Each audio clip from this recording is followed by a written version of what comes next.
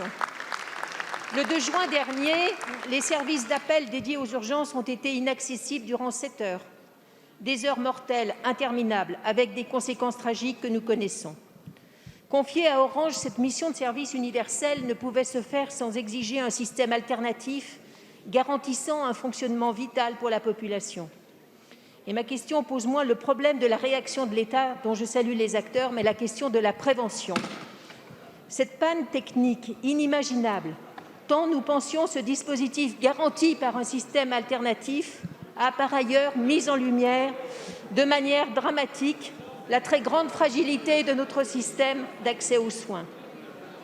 Pas de médecins de proximité, pas de médecins de garde, personne sur le territoire pour prendre le relais de cette défaillance qui vient décupler l'inquiétude légitime des personnes vivant dans les déserts médicaux. Et nous savons tous ici que les efforts des collectivités locales, quelquefois dans la surenchère, ne peuvent remplacer une vraie politique nationale de santé publique.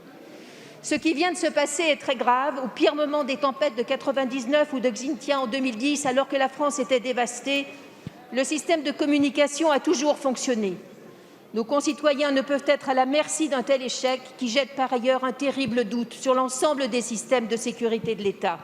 Alors, Monsieur le Premier ministre, comment a-t-on pu en arriver là?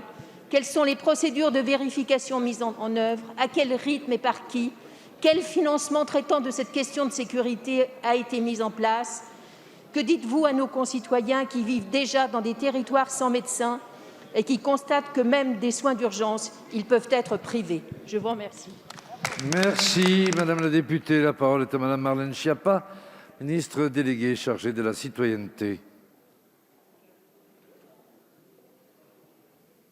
Merci, Monsieur le Président, Mesdames et Messieurs les députés. Madame la députée Cécile Untermaier, j'ai eu l'occasion de répondre précédemment à la question que vous soulevez sur l'ensemble des services d'urgence. Je voudrais rappeler que dès 19 h, ils ont été remplacés par des numéros alternatifs à 10 chiffres qui ont permis de pouvoir continuer les appels et que ces informations ont bien été communiquées à la population. Et c'est sous la coordination des préfets avec les équipes des opérateurs que l'ensemble des services de l'État, ensemble, main dans la main, ont été mobilisés pour assurer cette continuité des services d'urgence. Et de nouveau, je veux saluer ce travail et rappeler que grâce à eux, 8 appels sur 10 ont pu trouver réponse et être décrochés. Malgré cela, et bien sûr sous réserve de ce que diront les enquêtes à la fois administratives et judiciaires, hélas, 5 décès seraient à déplorer et potentiellement imputables à ce grave dysfonctionnement. Dans tous les cas, je veux bien sûr, en notre nom à tous, avoir une pensée pour les familles de ces victimes. Et puis par ailleurs, notre responsabilité, c'est de tirer tous les enseignements de ces graves dysfonctionnements et de prendre l'ensemble des mesures de nature à éviter qu'une telle situation dramatique ne se reproduise. Le gouvernement a donc décidé, sous l'impulsion du Premier ministre, de lancer un audit formel de contrôle de la sécurité et de l'intégrité du réseau et des services d'Orange, pour faire la lumière sur cet incident et pour corriger tout ce qui doit l'être et prendre l'ensemble des mesures nécessaires. Le gouvernement, en toute transparence, rendra publiques les conclusions de cet audit, qui nous sera remis dans un délai de 2 mois. La société Orange doit rendre des comptes et elle présentera le 11 juin les conclusions de son enquête interne, car elle est soumise à une obligation de résultat dans l'acheminement des numéros d'urgence. Je vous remercie.